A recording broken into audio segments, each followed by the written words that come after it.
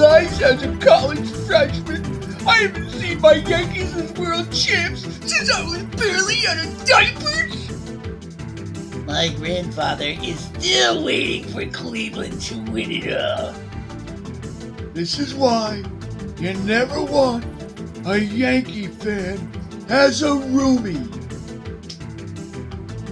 Hey everyone, this is Will O'Toole welcoming you to Park Ridge Sports History.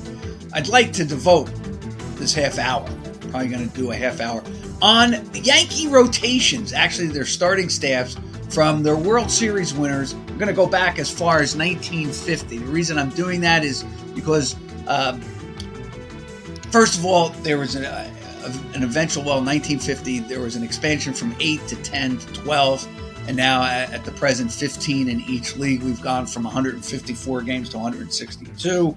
It's 3 years after Jackie Robinson breaks the color barrier in baseball. So I think all things said, you might get a better, maybe not so much better research, but more of an inkling of what the Yankees really need from their starting staff if they're going to win a World Series. Remember, I was all over this last year, and it wasn't groundbreaking. It was just something I realized about. I took the Yankee record at a particular time last year when they were playing the Tampa Bay Rays, and never before were the Yankees, or a team, I don't believe, over 500, mired in last place, and they were like 9 games out. So I did some research, courtesy of Baseball Almanac and also Baseball Reference and other sources, and discovered that there was only like 2 Yankee teams that ever won the World Series, let alone a pennant, that was that far back, that many games back on that particular date in their history. And I had said, I made the bold assertion that the Yankees weren't going to make the playoffs way back in May. Real bold. I mean, you're almost 40 games into the season. But I just did some digging and discovered, wow, you know what? Statistically, the Yankees were out of it. Probably many people weren't aware of it or didn't realize it. So today, what I'd like to do is just go down memory lane and take a look at the Yankees right now are without Gerrit Cole, their Cy Young Award winner. I know that the Yankees, or maybe Yankee fans, are already in a panic about what they're going to do. And I just want to say the season hasn't started yet. I don't want Yankee fans, how much I hate the Yankees, and you guys all know that, but I do respect them. They shouldn't go into full-blown panic mode just yet. And what I found was pretty interesting. And listen, rather than bloviate, let's just get right down to it.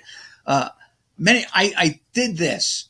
I took the Yankee staffs, and some of them were interesting, to say the least. Of course, the Yankees have been led by guys like Vic Rasky and Ali Reynolds and Whitey Ford, for the most part, winning world championships and also pennants. But I stayed with Yankee World Series. Okay, so the Yankees win in 1950, 51, 52, and 53.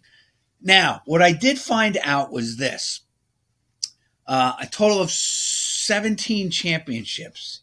The Yankees, if their starting staff in those 17 averaged, ready for this, they averaged 63 wins and 34 losses, okay? So if the Yankees starting staff can get you 63 wins, actually it's even less or even fewer, but I'm just saying on the average, if this Yankee starting staff can somehow cobble together 63 wins, let's just say this year, the Yankees are in pretty good shape to win the World Series. And what I mean by that is, over the 17 years, the fewest wins that the Yankee starting staff had in their 17 World Series wins was 54. The most they needed was 79, and they accomplished that in 1978. The most Yankee losses that they suffered while winning the World Series was 51. And they lost as few as 28, I think was the lowest. But here's what I mean. if the Yankee starting five can somehow amass, let's say 63 wins, 65, and only suffer about 33, 35 losses, they're in really good shape. Now, I haven't judged it by other teams, obviously. I'm just using the Yankees because, I mean, what better base to use for your study than the team that has won the most World Series? I mean, they basically averaged a World Series championship once every 4 years. Not too many franchises in any sport can actually say that. All right. Their worst was 2000. They were 56 and 51. All right. So I just wanted to get that. So that was the fewest wins and the most losses, and yet they still won the World Series, beating the Mets in 5 games. Let's just give you a good idea. Let me just go back to the 1950s. In 1950, the Yankees, of course, play the Philadelphia Phillies. First time they get there since 1915, and of course the Yankees swept them. Here's their starting staff. Now, it was 4 guys for the most part. Only one of them started 32 games. Now, you got to remember, too, you're playing 154 games, not 162 like we are doing presently, and has been in the game since about 1961. Anyway, Whitey Ford won 18 games. Vic Rasky won 13. Eddie Lopat won 16. All 3 guys are pretty familiar to you Yankee fans and lovers of their history. But the one guy that actually helped them out, he earned 9 wins, only 7 losses, had a 3.82 ERA, was a fellow by the name of Jim McDonald. Now, I didn't know, I have to be very honest with you, didn't know too much about him. And actually, he had more, statistically, he had more games started, 18, than their other guy, Allie Reynolds, who did have 13 wins. And of course, Johnny Sain had 14. So I only took the top 4 guys, or what we're seeing Baseball Reference as the top 4 guys. And Jim McDonald had 9 wins that year. The interesting thing is he earns only 15 more. 19, well, no, I'm sorry. He was 9-7 that year. He only earned 15 more wins and suffered 20 losses. So he had a losing record for his career. In his 3 years with the Yankees, he was 16-12 with a 3.57 ERA. Not too bad. Now, he probably was a serviceable pitcher, as indicated, won 9 games, got the most starts, although you have Allie Reynolds backing you up along with Johnny Sain. And anybody who knows anything remembers the poem Spahn and Sain in 2 Days of Rain for those 48 Braves. He was a very good pitcher, Johnny Sain. Probably needed a couple more great seasons to really be seen in the you know what, though? I take that back. He really was a great pitcher in his own right. I know that, and I've talked about him before. He always felt that Johnny Sain, of course, is beloved by Jim Bouton. Of course, he was the subject, and his novel, his book, Ball 4, was our subject for the previous show. But Sain only had a 29.4 ERA. He was 139 and 116. But I got to be honest with you. He got to 2 World Series, lost 3 years because of military service. He did win 24 games for the 1948 Boston Braves and won 20. Put it this way. He comes out of the military. He's old, 28 years old. In those first 5 years back, ready for this, he wins 20, 21, 24, lost 110 in 1949, and was 10-17, bounced back to win 20 and 13 in 1950. Does have 2 good seasons with the Yankees in 52 and 53, and was with the ball club in 51. And with them in 54, and then ends his career. But even with those 2 Yankee teams in 52 and 53, he won 25 games and had only 13 setbacks. This guy was a good pitcher, led in a number of departments in his career. He had 26 saves for the 54 Yankees. He pitched a league-leading 314 innings for the Braves back in 1948, of course, the year that the Braves won the pennant. Did lose the World Series to the Cleveland Indians. Went 24-15 with a 2.60 ERA in 42 starts in 39 games started with 28 complete games. This is what you're dealing with there. But it was Jim McDonald, who had the most starts technically on the staff. Well, I shouldn't say that. Johnny Sain actually had 19. So he should have been put in there as the lead leaguer with the Yankees. So let's just say this, 14-7. But Jim McDonald is listed as their fourth starter. I'm just using Baseball Reference. That team wins. They go, ready for this, they had a total of 70 wins just from that four of Ford, Rasky, Lopat, and McDonald. You throw the other two guys in there, Reynolds and Sain, you have 97 wins in 6 pitchers. But anyway, that 50 team had 70 wins and 37 losses. I don't think the Yankees, especially with playoffs out there, have to go that far. The 51 Yankees went 68-30 with a starting staff of Vic Rasky, Eddie Lopat, Ali Reynolds, and a guy by the name of Tom Morgan. And he's the guy I want to focus on because, as I said, most of us are very familiar with the other guys. You know what? Pardon me. The 1950 Yankees, pardon me, did not have Johnny Sain. Ready for this? Those Yankee teams, pardon me, I was talking about the 53 Yankees with Ali Reynolds and all the rest. Let's go back to the 1950 ones. All right? Every once in a while, I make computer mistakes, so I apologize. The team I was just talking about with Johnny Sain was the 53 Yankees. Pretty impressive. All right? The 50 team, this is the team that beat the Whiz Kids of Philadelphia. They were led by Vic Rasky, Ali Reynolds, Eddie Lopat, Tommy Byrne, and the fifth starting pitcher was none other but 21-year-old Whitey Ford. That squad, those 5 guys, went a combined 70-37.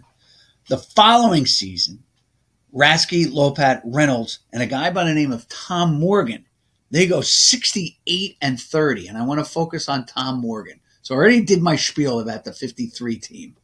All right. Tom Morgan was 9-3 on a staff that had 2 21-game winners, and a third, Ali Reynolds, was a 17-game winner. Morgan had 16 starts that year, 27 games he appeared in, had 2 saves and 2 shutouts, and he went 9-3. His career was 67-47. And I'm not saying that, he played 5 years with the Yankees. He was in military service during one of them. With the Yankees, he compiled a 38-22 record. And the thing is, Morgan did seem to show some promise because he later goes on and finishes his career with the LA Angels at age 31, 32, and 33. In between that, he's mired with the Detroit Tigers, the Washington Senators, and the KC A's. But with the LA Angels, he was 13-4 on teams that were, all right, the 61 team wasn't bad, 62 and 63, they were mediocre at best. So with the Yankees and the Angels, he was a combined 51-26 in his career. So it looked like, from my understanding, that he had some promise, talent, didn't really do a heck of a lot of research on him, but he helped anchor that Yankee staff that was good enough to win another World Series. That's Tom Morgan. And he finished his career with a 7.5 ERA, 7.5 WAR. He's 20 games over 500 for his career. And like I said, 9-3 with the Yankees. It's not like he was 20 wins and let's say 5 losses for the Yankees. So he compiled those stats. Not bad. Not bad. All right, the 50, I didn't do 55. That was the 51 team. The 52 team, all right, just to give you an idea, again, Tom Morgan was in there, over 500. He was 5-4, lowered his ERA to 3.07, picked up another 2 saves through 93 innings, and a guy by the name of Bill Miller, who went 4-6. That team, the 53 team, was a combined 56-23 as a starting staff. Now, look, what I did there was I actually I didn't include I didn't include Bill Miller in that. If I did, they would be 60-29. Still, though, starting staff giving you 60 wins, enough to get to the World Series. All right, I'm going to move along on this. The 55 team, by the way, which lost to the Dodgers, they were 64-35. They bounced back the Yankees in 56 with a team of Whitey Ford now being the anchor of the franchise, at least of the staff. And that Yankee team in 1956 beat the Dodgers, get some sweet revenge after, they owned the Dodgers. Then the Dodgers finally win a Game 7 in 55. And everybody thinks, all right, maybe now it's starting a winning streak for the Dodgers. No. They have to wait for L.A. to go back and beat the Yankees again.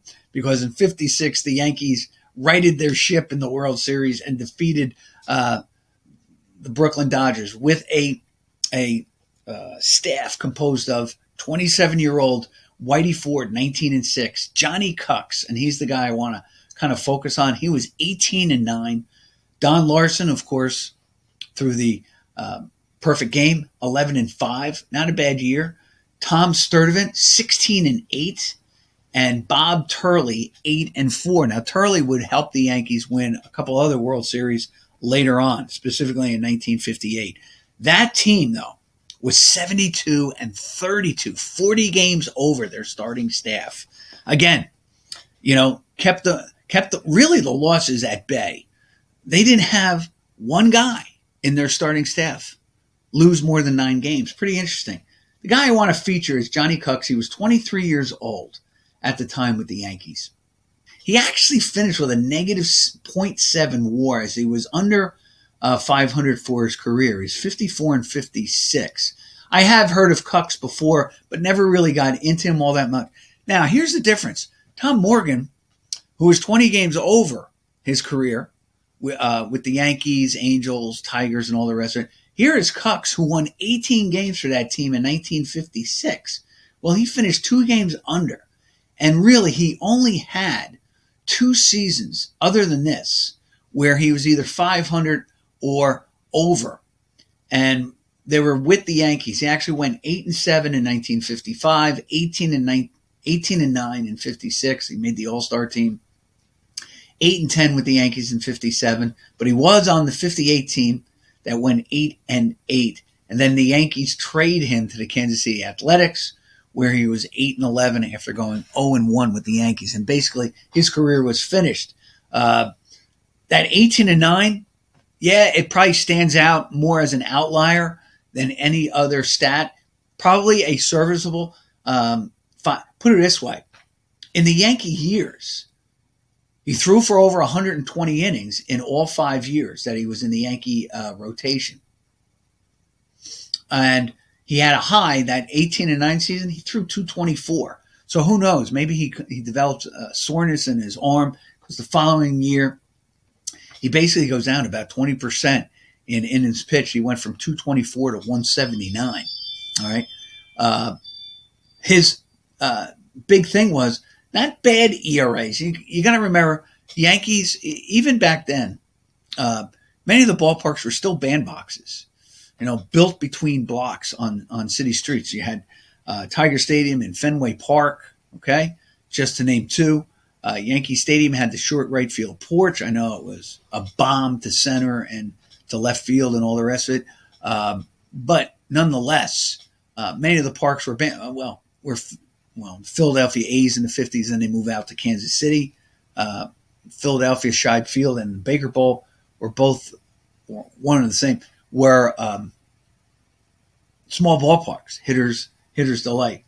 So Johnny Cucks actually died in Saddle River. He's actually buried right over here in Paramus at the George Washington Memorial.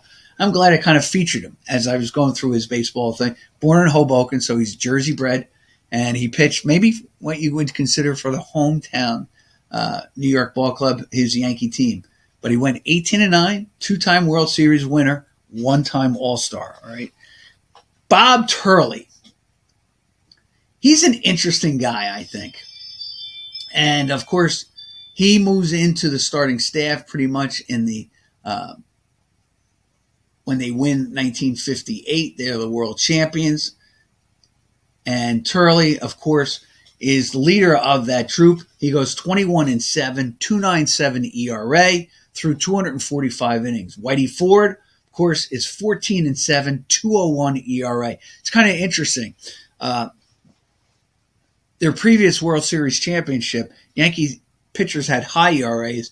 This team really featured three guys with ERAs under 3.5, all right? And actually even under that, actually under 3.10, because Turley had a 2.97, Whitey had a 2.01, and Don Larson had a 3.07. He actually went 9-6. The guy I want to feature here, though, is Duke Moss.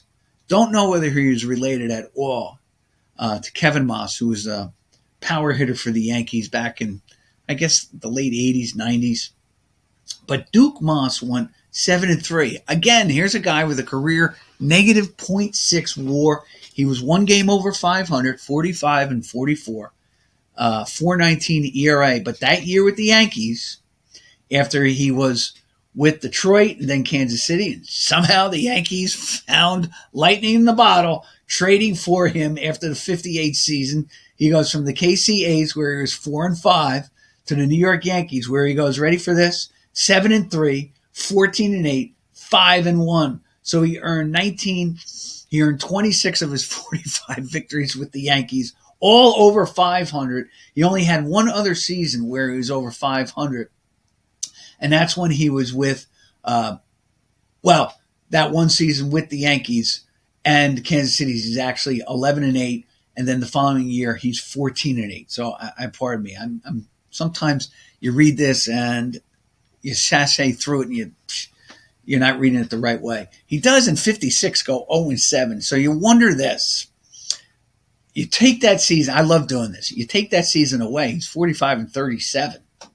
And he probably goes from 11-10 to maybe 11-9. All right. But nonetheless, for those 58 Yankees going 7-3, he pitched 100 innings. For the 59 Yankees, who don't win the pennant, he pitched 138 innings. In those 2 years, now he won 21 games with 11 losses with the Yankees. Again, you can argue he's playing or pitching for a good team, or maybe the Yankees were able to find lightning in the bottle for those 2 years. All right. Nonetheless, Duke Moss and those Yankees win the World Series. They go 54-29, that staff. All right. So it's over 50, 29 losses. I think that was the lowest when I was doing it. That Yankee staff, though, of Turley, Ford, Larson, and the combination of Moss and Sturdivant, they threw for over 700 innings as a group. All right, let's move on to where I come from, the 1960s. Well, the guy I want to focus on, the Yankees go right back, 59. The Dodgers win it, this time in L.A. They beat the White Sox. The 1960 Yankees come back, and of course, they lose to the Pirates. And all I want to say about that is they go 62-37. That team, though, had Art Ditmore running the lead on that. They were 15-9. Whitey Ford 12-9. Turley 9-3. And Ralph Turry was 10-8, with two guys combining for 16 wins, Jim Coates and Short. I'm not going to give his first name because I don't know it offhand right now. It's not Chris Short. It's not Bob Short. Let me just see. The 1960 team, because they don't win. They lose to the Bucks.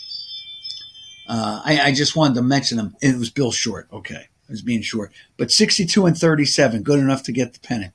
61 team, though, is the one I really want to talk about. You have Ralph Turry, 23 wins, 12 losses.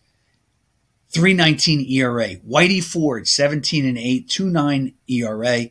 Bill Stafford, all right, was 14-9. Be very honest with you, these guys are all new to me. And this is what I love, as I always say about this show. Bill Stafford was 14-9. He had a 2.68 ERA. Ready for this? Now, Baseball Reference lists 6 guys who was, quote unquote, in their starting staff. Two guys I combined, and that was Bud Daly and Bob Turley. They started 29 games together. They were 11-14. All right. But you have Rollie Sheldon, 11-5, who I know more from Ball 4 with Jim Bouton than I do anything else. I didn't realize how pretty good of a pitcher he was. And Bill Stafford, who I want to focus on right now. But Whitey won 25 games for that team. I think that's the highest in his career. I know this for a fact. He probably could have won more. But Casey Stengel, and I read about this either in one of Bill James's book, Casey always saved him for the best pitcher on the other side. There were many times that Whitey Ford was always facing the best pitcher on the other side. And as you know from my past shows on Park Ridge Sports, where I've taken, let's say, Bob Gibson and Ferguson Jenkins or Tom Seaver, it's not too often that the aces of a staff actually hook up over a career. Probably the one that we've done the most, Seaver and Steve Carlton faced off probably the most times in their careers. I think it was like 17 or 18 times with Seaver besting him by a number of games. But I do remember this. Bob Gibson and Ferguson Jenkins only faced each other in their great careers, and they were 60s pitchers. Really, Ferguson comes up to stay 66, maybe 65. And Bob Gibson, of course, earlier than that. They only faced each other 8 times. And Jenkins got the better of Gibson, winning 5 of the 8 decisions. And there were a couple where I think they went into, extra innings, no decisions, and all the rest of it. But nonetheless, it's very rare that the aces of the staff meet. When I was doing, let's say, the dice games and stuff like Sports Illustrated or AP, we always set up our staffs 1, 2, 3, 4. We never had any kind of difference. So it was always Fergie meeting Bob Gibson, Seaver facing Carlton, or Seaver facing Gibson. So the number one was always facing number one in our imaginary baseball seasons. In reality, it's not as much as everyone thinks. But anyway, Bill Stafford from Catskill, New York, 43-40. Remember, these are guys that for whatever reason, Casey or Billy Martin or Ralph Houck found lightning in the bottle. In back-to-back years, Stafford goes 28-18. His ERA in 1961, when they beat the Reds, is 2.68. It balloons almost a full point. Went up 99 points the next year in 62 to 367. He has the exact same record.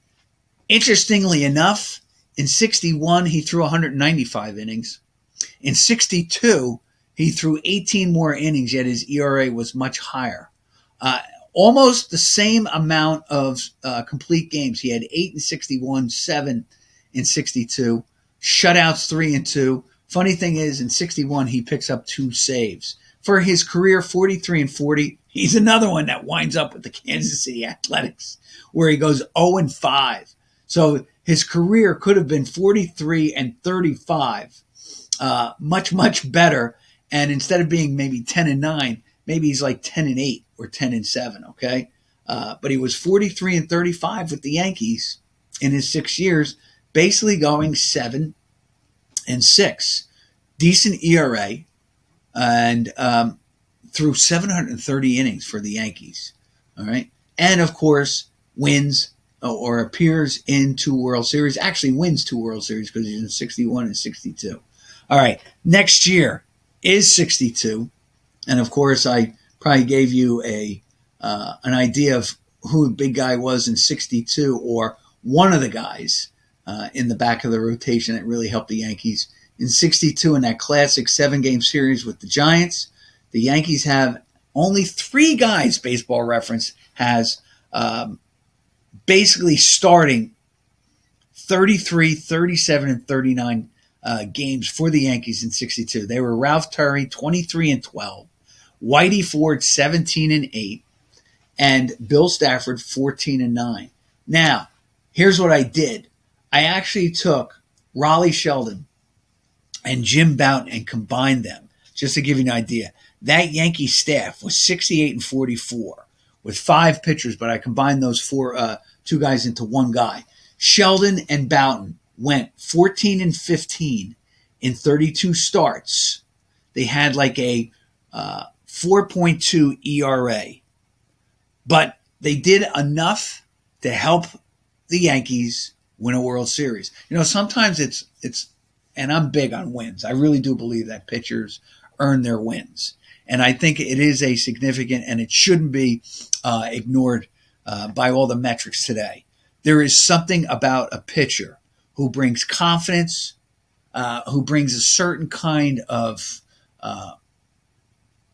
just a presence out there. And that's why the Seaver wins 300. That's why a Gibson wins 250. That's why a Carlton wins 300. Or a Warren Spahn close to 400 wins. Or 400 wins. And it's because they have a presence that mediocre pitchers don't, or losing pitchers don't. They have a command out there. Yeah, they got great talent. But as you can see, I mean, really, Bill Stafford won almost as many games as Whitey Ford. All right? In 4 fewer starts. All right? Pitched 40 fewer innings. But my whole point is he won 14 games for the Yankees. Whitey won 17. He had a great year, back-to-back years where he won 28 games for the Yankees. Now, is it because he's playing for the Yankees, or when he goes out there, he had a certain kind of confidence or a different level of confidence playing with Yankees behind him instead of Kansas City A's where he goes 0-5. But those guys who are great pitchers, there's a reason why they win so many games. All right, the 63 Yankees, of course, lose the World Series. I want to go on to now, Yankees 63 and 64, of course, they're bested by the Dodgers in 4 straight, and then in a classic, they lose to Bob Gibson and the Cardinals in 7 games. The Yankees don't get back on the winning track until 77 and 78 when they beat the LA Dodgers this time in back-to-back World Series. Those teams, I know a little bit more, so I don't really have to go to Baseball Reference on this. I'll say this. The 78 Yankees are still the last Yankee team to have not one but 2 20-game winners on their staff. But in 77, I didn't even know this. The Yankees had no 20-game winners. And they had 5 guys, only one of which is presently in the Hall of Fame. That's Catfish Hunter, but he was on the downward in that. But yet, still, Hunter went 9-9.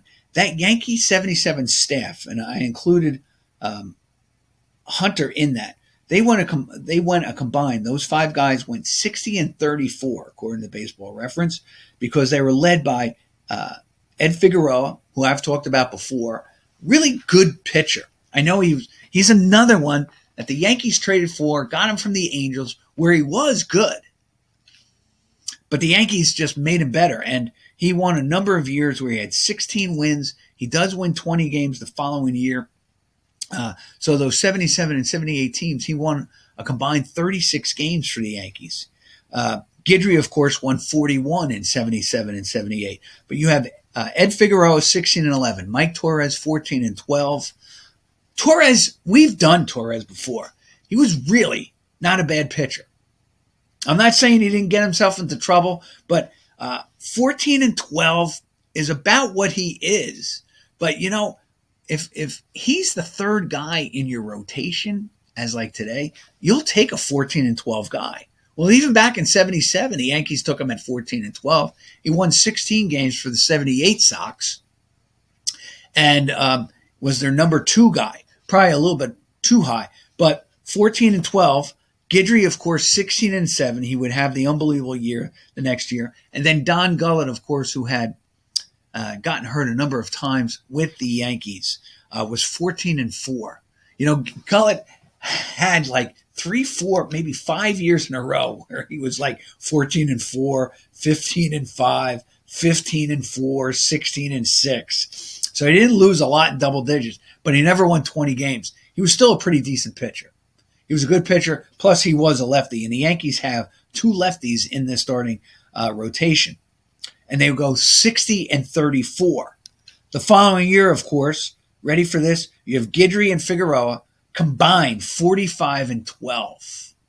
Now everybody talks about Guidry 25-3, 45-12. In fact, let me tell you this. Let's go to the 63 Dodgers just to give you an idea how unbelievable, impressive that is. The Dodgers in 63 with Drysdale and Koufax, they were 44-22. These guys were 45-12 together.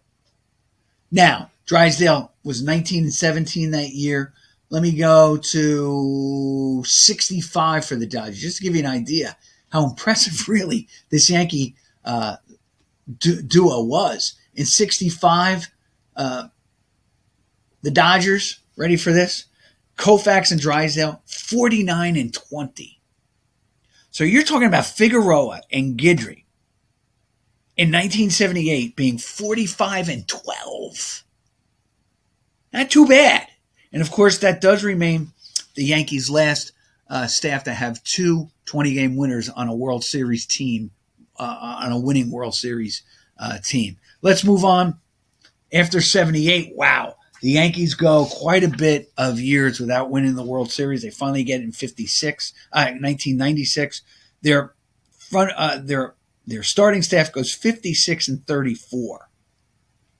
And then in 1998, ready for this, their starting staff goes 79-35, led by Orlando Hernandez, who was 12-4. I think El Duque was 12-4. All right, in 1998. In 2000, probably their worst, their fewest wins, and also their most losses. But this is why it's important. So you start to think about this, Yankee fans. They were a combined 56-51. If I took Danny Nagel out of the equation, they were 49-44. Nagel, of course, goes 7-7 for the Yankees. So you're talking about five guys, 56-51. And the Yankees win a World Series in 2000. 1999, the Yankees go 68-46 with Hernandez going 17-9, David Cohen 12-9, Andy Pettitte 14-11, Clemens 14-10, and Hideki Irabu 11-7. Just want to kind of sashay through this real quick. In 2000, of course, they go 56-51. And then in 2009, the Yankees led by Sabathia 19-8. He threw 230 innings that year. A.J. Burnett 13-9, 4.04 ERA. Andy Pettitte 14-8, which is kind of what he was for his career, like 14, 15 wins, 4.16 ERA. And Jabba Chamberlain, I didn't realize this, was really made up the majority of their starts. They were 55-31, that squad. So the Yankees, what I'm trying to say is this. Here's what the Yankee staff looks like this year.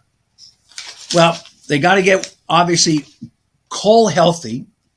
Have to get him healthy. They have to get, here it is. Okay. I'm looking at this. What I did was this. Cole went 20-5 last year. So let's just say he misses 4 starts. Maybe he goes about 15-7. Okay? If Stroman gives you his best year at 13-9, Rodon his best at 13-5, that was with the White Sox. Cortez 12-4 with the Yankees a couple of years ago, and their 2 new guys, Schmidt and Gill. Now they're projected by Baseball Reference going combined 10-8. If they do that, they'll have basically a 68-31 record. Actually, a little bit less because I'm saying, all right, 63 and let's say 33 record. But they'll be in that 60-win plateau. They'll be in good shape, even with Cole hurt for the first couple of weeks. Okay? Even if Cole were only to give them 10 wins and the other guys really go through for them, you're talking about 40, you're talking about 48, you're talking about 50 wins, and let's just say 31 losses. All right, it would be on the cusp, but it's doable for the Yankees. So Yankee fans, don't be upset. don't panic. They could always trade for somebody. We don't know what's out there just yet, or what, of course, as I've proven before with all these other guys, what lightning in the bottle the Yankees are able to pluck off some other staff or some other team or minor league and bring them in and have them win, let's say, 8-9 games to help them get to that 60-win plateau I think that the starters need.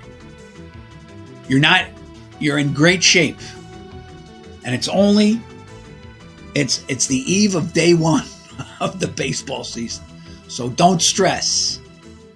I'll let you know when to stress, like I did last year. This is Will O'Toole. Hope you enjoyed it. Hope I didn't confuse you too much with the stats and all the rest of it. But hope you enjoyed it. I'll see you next week with another Park Ridge Sports History episode. Shout out to Howard, and I'll be sending this ASAP to you. Bye now.